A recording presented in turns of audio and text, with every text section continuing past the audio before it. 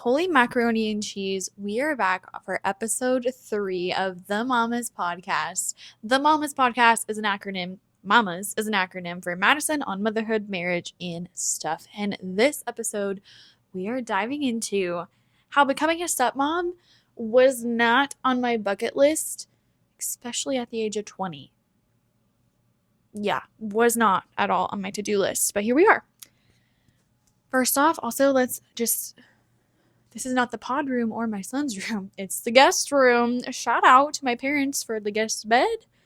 They were going to buy us a washer and dryer for our wedding gift. But then we got this house. We had a guest room. And they were like, or we could buy you a guest bed. And I'm like, hey, probably want to go the guest bed way if you want to have somewhere comfy to sleep when you visit. Otherwise, have an air mattress. And ta-da! Guest bed. Peep the side tables. They're just totes of clothes. We'll get there someday. There'll be some nice side tables here eventually, just not today. All right, without further ado, let's dive on in. So I ghosted my husband 4 times at least. I didn't even realize that I did that, but he makes sure almost everyone knows that I did that. Oopsies, sorry. We met on Tinder. Like, that's how we got each other's contact and whatnot. But for the longest time, I told everyone that we met through mutual friends, or I'm pretty sure I was telling my grandmother for a while we met through church or something. I don't know, but I was just really embarrassed to say that we met on Tinder for a while. I don't know. It's fine. And we talked a few times. Like, we would just randomly Snapchat each other, but I really didn't know who he was. And I was also freshly 20. And eventually, through our random Snapchats, I learned that he was a dad. And I was like, cool, that's super awesome. Not for me. Pretty sure I didn't respond after 1 or 2 more. He was like, yeah, I'm a dad, and my son's like the light of my life. And I remember being like, that's so awesome. Like, I love that for you. And then I think he responded, and I don't think I answered back. Like, love that for you, not for me. But eventually I got really curious on who this guy was. And funny story, my sisters were, oh, no, this is not good. Oh, no. I spilled my drink all over the bed, so BRB as I clean this up real fast. Okay, that was not fun.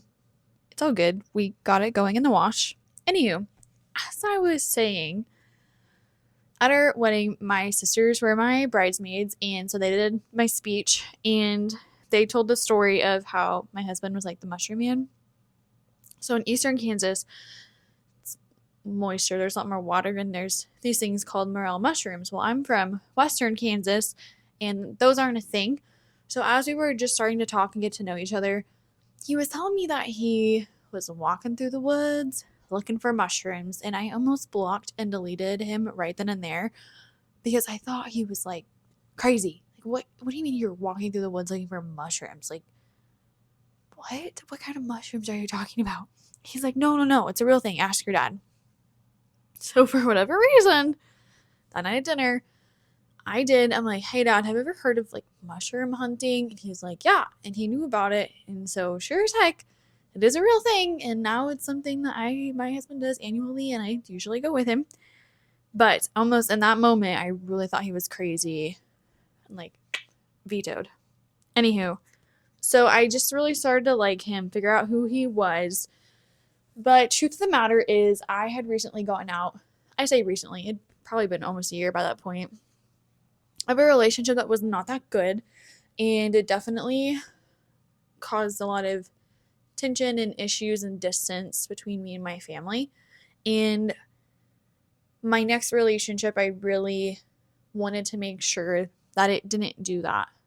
It instead brought me closer to my family, and I was pursuing marriage. That was my goal with dating, and I wanted my spouse, my potential partner, my future husband, to be someone that my family loved. So anyway, I got to the point where I was home for a weekend, and I vividly remember my mom was like outside reading a book, or she just want to walk, and I went out there, sat down, and I was so nervous. But I was like, hey, like, I kind of talking to a guy, and I really like him. But he has a kid. And a little backstory of my family, like, divorce is not a thing on my side of the family, and stepkids aren't a thing on my side of the family. And, you shouldn't have kids out of wedlock. So that also isn't really a thing on my side of the family. So coming to my mom and telling her, like, hey, like, I'm interested in somebody who's 20, like, I was freshly 20 and has a child, was just scary. And I really wanted my family's approval and to them to like this guy. And I was nervous this was going to be a deal breaker for them. But she took it really well. And we had a very long, lengthy conversation. And by the end of it, like, I felt very, very, very good and felt like I could pursue this relationship with him. Excuse me. And so I did. And after months of getting to know each other, literally months, he finally made it official, asked me to be his girlfriend. And we are now coming up on 5 years of being together and almost 1 year of marriage. Yes, if my math is correct. So what changed, right? What went from me thinking, hey, that's cool, but being a stepmom is not for me, to, yeah, wife me up and let's do this thing? Honestly, I have no clue. And our relationship hit a bunch of rough spots early on that really could have ended us and should have ended us. So we've had to work through a ton and navigate really, really hard situations that I would say a lot of couples don't have to.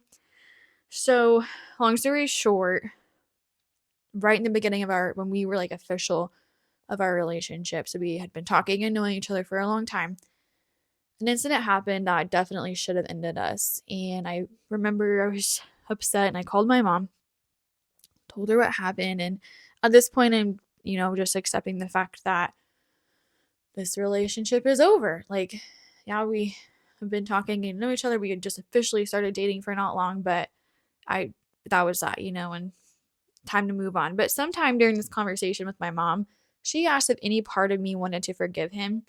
And if there was any part of me that wanted to, maybe I needed to listen to that. And every ounce of my body and my heart and my mind wanted to forgive him. And so I did. And truthfully, this was the first time in my life that I've ever learned and understood what true forgiveness is. Because even though there was a lot of anger and hurt and sadness and things that were associated with this, that forgiveness, like forgiving and forgetting, because I don't have those feelings anymore. And we don't really talk about it because it is in the past. But if there's times that it does come up, it's just like, it is what it is. It's forgiven. It's not used against each other. Like, it's very peaceful. And I think that's amazing, because leading up to that, there had been situations where I tried to forgive somebody, or I said I forgave them for really hurting me or doing something, but there was always this resentment and anger and like hatred. And I've never had that with my husband, and especially this situation. So it was very eye-opening and amazing to learn and feel what actual forgiveness was. And I love that. And I've come to realize that there is no such thing as a perfect relationship. The couples that have been married for years, they all have such unique stories that involve a ton of forgiveness. I don't think, truthfully, if you talk to somebody that has been married for years, there have been one, if not more, instances where they truly had to forgive that person, and an incident that could have easily ended them, if that makes sense. So, for what it's worth, if you are with somebody that is worth the forgiveness and worth the energy and worth the effort, like, your relationship and your story is going to revolve around and involve a lot of forgiveness. I just truly believe that. So back to our story. Um we okay, so we started dating and everything, but here's the deal. Like, I was 20, he was 20, coming up on 21, and I was in college. So we had a long distance relationship there for a little bit, and we were navigating having a little one in our relationship. what, like, I look at my little sisters right now, they're 20, and I'm like, dang, when I was your age, I was pursuing a relationship with a man who had a kid that was almost one. And when I look at them, I'm like, that would be crazy. And I'm like, but you were doing that at that age. So kids in general can really test your relationship. And so when you are navigating getting to know somebody at a young age, I was navigating school and work. He was navigating work and co-parenting and his child and a lot of other things. It was a lot. It was a lot for our relationship. And a pro to that, though, is even though you're learning each other, we were also learning more about the person and how they wanted to parent and how they were as a parent, which is a pro and con. Like, we had a lot of conversations early on that most relationships don't have or don't have to have because you're not in a parenting situation or you're not really thinking about kids, maybe someday, but not so early on. So it was interesting to get to know each other on that deeper level. But also, let's just go ahead and dive into the fact that parenting can really test you and it can be some of your biggest triggers. Your kids can trigger you the most sometimes. And there's brain science into why that is, but oftentimes your children remind you the most of yourself or your childhood experiences. And so it can be very triggering. So it was just very, very, very interesting and a lot to be learning about each other, navigating that, finding our place, finding my place in being a stepmom from long distance. And then I moved to be closer to them. And anyway, here we are. We're almost 5 years in. And there have definitely been times when I question, like, what did I get myself into? Because I knew. I knew from the beginning what I was signing up for. It's not like I said, yeah, let's do this, and then out of left field I randomly find out. No, I knew full-heartedly what I was getting myself into. I've known for 5 years. And there are some days that I'm like, whoa, this is a lot. But I would not trade it for the world. I am very thankful and very blessed for where we are and how we've gotten here. And I'm very, very, very thankful for the education that I not only had from college, but then what I've gotten this last year because of how much it has helped us in our relationship navigating having a child, having a stepchild, co-parenting. Every little situation has played into this so much. Things like our communication. Communication is key. That's a very common saying, and I can't agree with it enough. You have to be able to communicate with your partner. You have to be able to communicate to co-parent. And quite frankly, you have to be able to do that in a healthy, non-violent way if you are trying to get anywhere in life. Co-parenting is hard, dude. Sometimes it can be so hard in testing, especially when you guys have different ideas and thoughts and values. And then if you don't agree, like you're just trying to two separate families navigating for a kid that everyone loves and cares about, it can be hard. Boundaries. Kids need boundaries. That is our job as parents, is to provide the boundaries, have consequences if those boundaries are crossed, but it's our job to teach, and we teach through these boundaries. But that is new in an area that you often start to navigate yourself as you become a family. What are your family values? And oftentimes, maybe boundaries have to be set up around those values. And then, how do you hold those boundaries for your family or for your kids? And then, what the heck happens if there's pushback from that? It goes back to that communication aspect. Consequences, same thing. Like how I was parented, how my husband was parented is similar.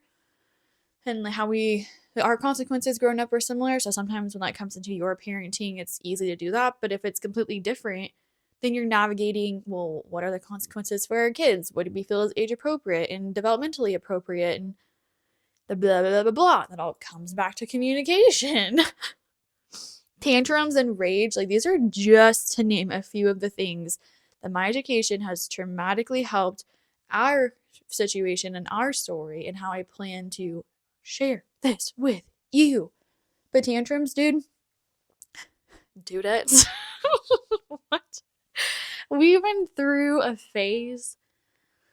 We're still kind of going through it. It's better. Kids are kids. Kids are going to have tantrums, but I have never been tested so much with these tantrums. I had never really experienced tantrums like this before. And that's with somebody who's worked in a daycare for years and I work with kids. But this just kind of seemed like a whole new level. But you got to take into account, like, our child has had two homes his entire life. He has bounced around his entire life. So developmentally, it does make sense when we look at it from that perspective. But they were so testing, and I didn't know I could be triggered like that until you're in the situation. And I came to the point that I didn't know what to do. Like, we didn't know what to do and how to help him. And through this education of my licensed parent coach, we have been able to implement tools and strategies that helped a ton. And oddly enough, since we've been going to therapy, the therapist is saying the exact same thing that we should be doing, that we have been doing. This is going to be another episode, a whole episode on this, because I kind of know what I'm talking about. Shocker. This also goes into rage. I know a lot of moms have talked about, like, they just have rage and yelling and the mom rage and stuff. This all goes back to our nervous system and brain science and development, which I've learned about, and I'm going to share with you in upcoming podcasts. So you better freaking like and subscribe and share so you can stay tuned. But we can do things to help, and I didn't know that that was a thing, and I definitely didn't know that there were ways to help make it better. And so I'm very glad that I do have that information now, because it's helped a ton. Cool. So that pretty much wraps up this episode of just how I got here, a little bit of our story with my husband. This would be the questions segment. I am kind of speedily doing these first episodes to give you some binge content. So I don't have any questions right now for our questions segment, but once again, if you have a situation, parenting, co-parenting, bio parent, step parent, old kid, young kid, toddler, baby, I don't care what it is, because the information that I have, it could be for a pregnancy, it can be for a newborn, it could be for your kid who's 25. I kid you not. It is such a wide range. Drop me the questions, DM me. This is free advice that I charge people money for, and I'm offering to give it to you for free, so take advantage of it. So to wrap it up, aim straight, shoot straight, babes. And we will catch you with episode 4, where we will be diving in to advice from a know-it-all. I'm really excited for this next one, so stay tuned and we will see you then.